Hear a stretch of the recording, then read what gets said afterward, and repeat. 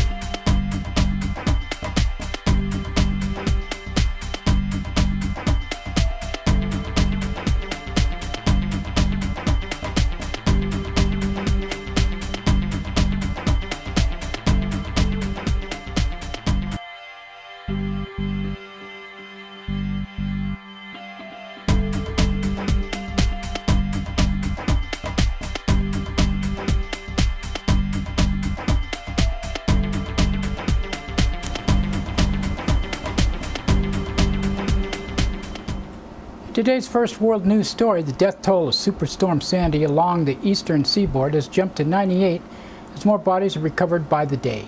40 people have been killed in New York City alone, half of them on Staten Island, which was overcome with devastating flooding. Staten Island residents have criticized local and federal officials for allegedly ignoring recovery there, saying they are in desperate need of aid.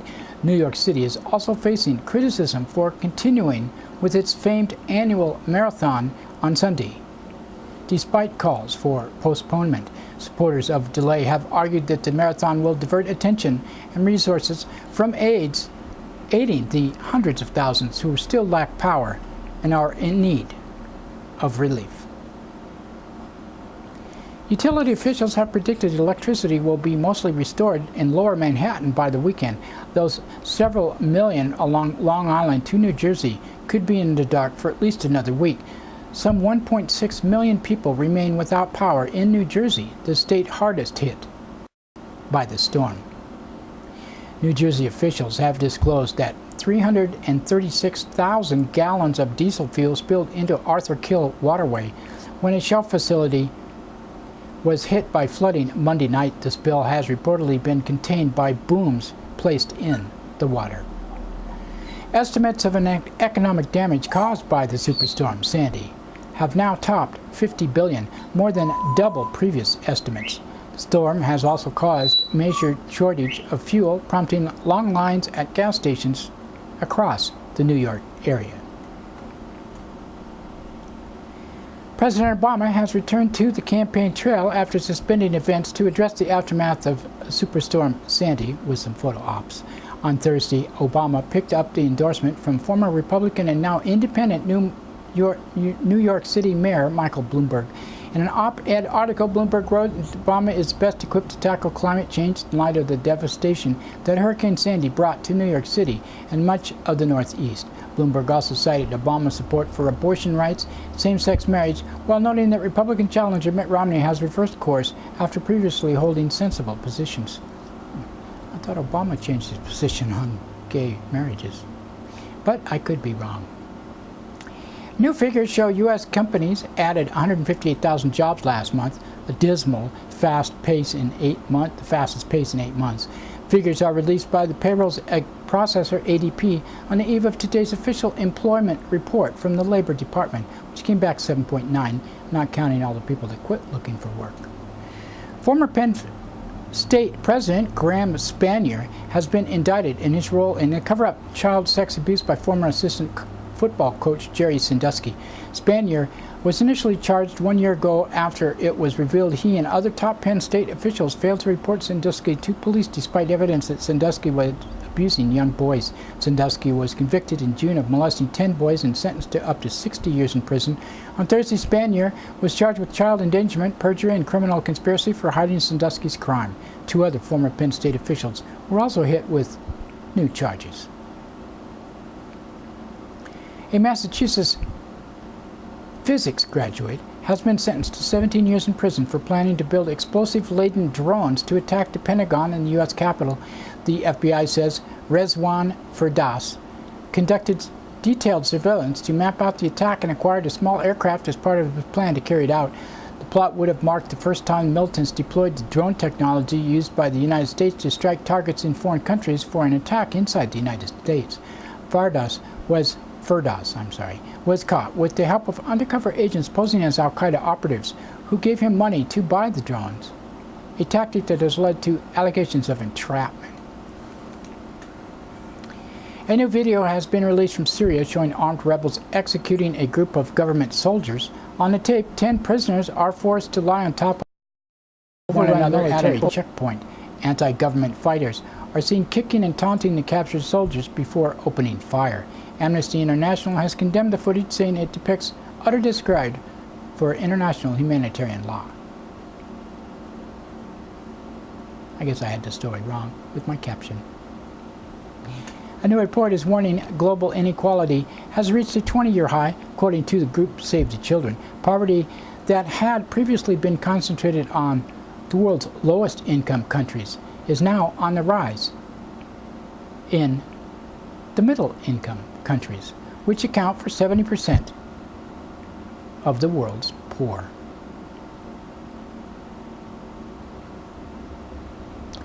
That's it for the world news today. Now we'd like to thank one of our underwriters who supports your only visual video news media in Nevada County. That's right, it's us, GVTV News. Christopher's Old World Deli and Catering Company has brought its delicious food and service downtown Grass Valley. You like desserts? They got them. You like international style lunches? They got them. Christopher's Deli and Catering for parties, get-togethers, weddings, or whatever. Open 7 days a week.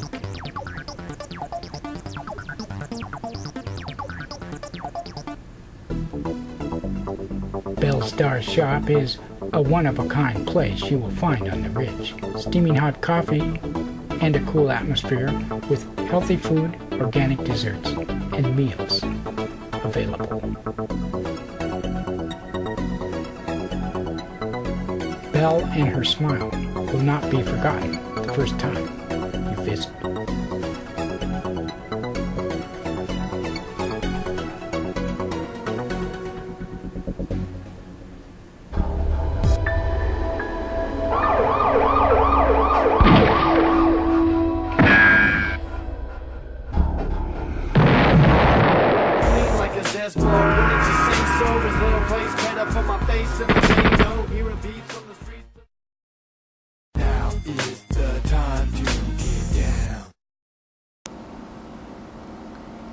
That's right, it's time for the police blotter, and pictures in the blotter not from these actual events, but used for visual aid only. And these records are released by local law enforcement as public records. Nevada County Sheriff's Office on Wednesday, 12:27 p.m., a report was taken from the 18,000 block of Cruzon Grade Road of a theft. 12:42 p.m., a report was taken from 21,000 block Scotts Flat Road of multiple gunshots in the area. A person was advised that it was deer hunting season. At 2:06 p.m., a man from North Bloomfield and Graniteville and Cooper Roads reported rolling his vehicle. He did not need medical attention. And 2:55, p.m. A report was taken from 13,000 block of Grass Valley Avenue of a burglary to a business. And 3:41 p.m., a report was taken from 13,000 block of Rockway Place of a possible burglary. It was for foreclosure issue with the bank. And 3:52 p.m., a report was taken from 15,000 block of Auburn Road of a mail carrier that had been bitten by a dog. 4:50 p.m., woman, 13,000 block of Wheeler Acres Road, reported her boyfriend had blocked her car in so she could not leave. The situation was mediated and she did not want to press charges. And 7:56 p.m., a report was taken from 17,000 block of Jones Ridge Road of two women who had been assaulted in a domestic violence incident. They did not want medical attention. At 9:05 p.m., a report was taken from Willow Valley Road of three cars of juveniles who were trying to get into a building. Several juveniles were located and were being picked up by parents, and others had left. At 11:31 p.m., a report was taken from Comby Road of an elderly woman who was lost and couldn't find her way home. And Thursday, 12:06 a.m., a report was taken from 11,000 block of Cement Hill Road of a loud party. A second call was made at 1:05 a.m. 12:53 a.m., a woman from Gale Lane reported her husband was staring at her. She was arrested on suspicion of spousal abuse. And 7:14 a.m., a man from Highway 20 and Willow Valley Road reported hitting a bear. Nevada City Police Department on Wednesday. 12:07 p.m., a person was cited on suspicion of drugs in the 400 block of Searles Avenue. And 5:33 p.m., a report was taken from a man taking photos of young children. And on Thursday, 5:36 a.m., a report was taken from 500 block of Sacramento Street of three drunken men causing a disturbance. A person was arrested on unknown charges.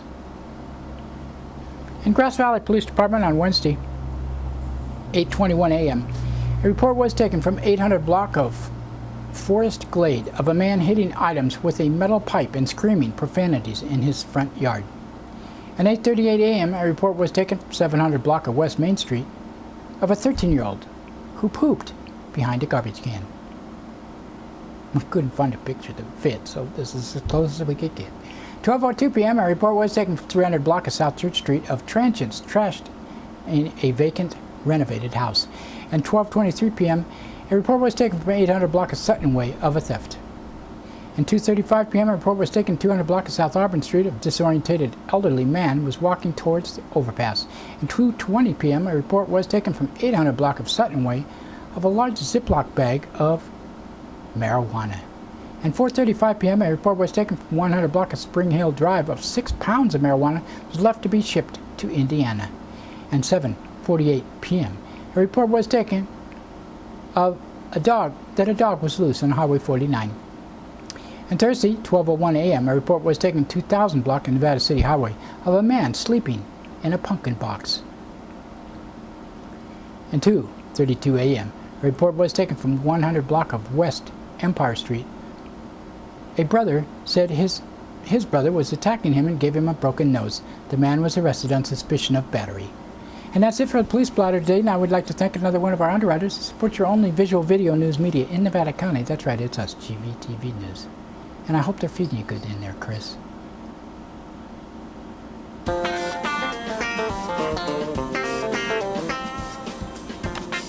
Soundcheck Music Center, the Rock and Roll Connection. We have guitars, amps, drum equipment, sound accessories, lessons, and repairs. We are located at 671 Maltman Drive, Grass Valley. 530-272-7236, open 7 days a week.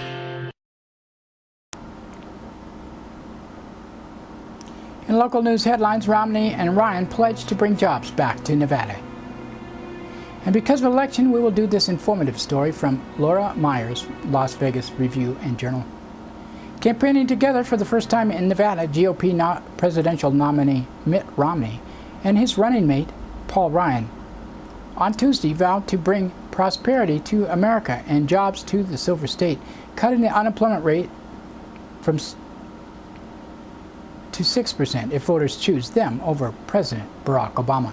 Romney encouraged about 6,000 supporters in a windy rally at Henderson Pavilion to vote early to fuel his momentum through the November 6th election, 2 weeks away. The president, he said, is losing his arguments for re-election because people don't want 4 more years of continued economic pain. His campaign is taking on water. Our campaign is full speed ahead, Romney said, adding he could handle 2 more weeks of attacks from the president, but the country can't withstand a second term. We cannot handle 4 more years of what he is giving us, Romney said, noting 23 million Americans are looking for work, housing prices have plummeted, and gasoline prices have doubled under the Obama administration.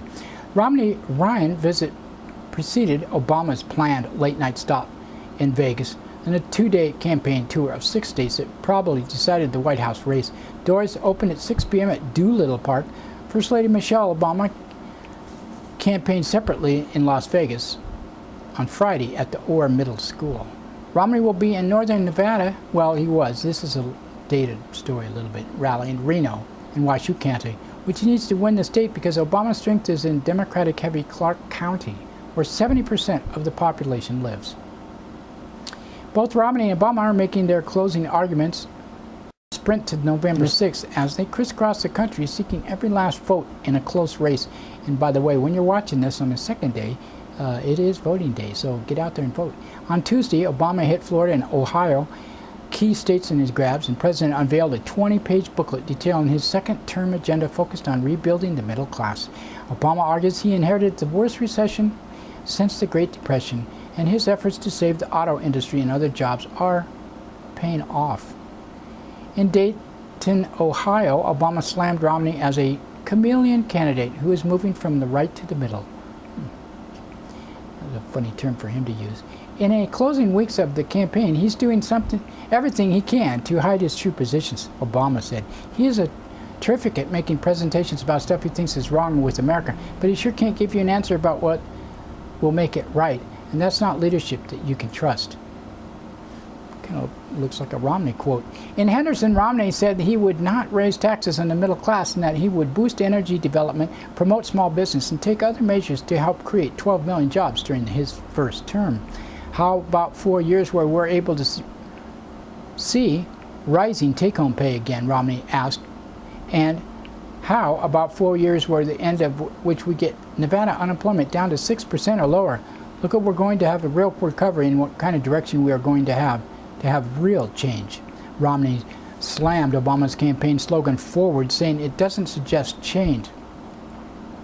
I think a better campaign slogan may be forewarned, Romney said, drawing laughter from his backers, who sat on seats inside the white tented pavilion and spread out on the surrounding lawn. In Nevada, the unemployment rate is 11.8%, the highest in the nation. Representative Ryan reminded the crowd of supporters who screamed support as the Wisconsin congressman introduced Romney on stage.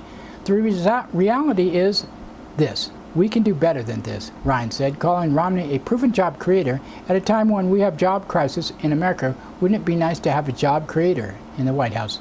Before Romney and Ryan took stage, both shedding their suit jackets, top Nevada Republicans running for election talked up the GOP ticket as the answer to the state and nation's economic crisis.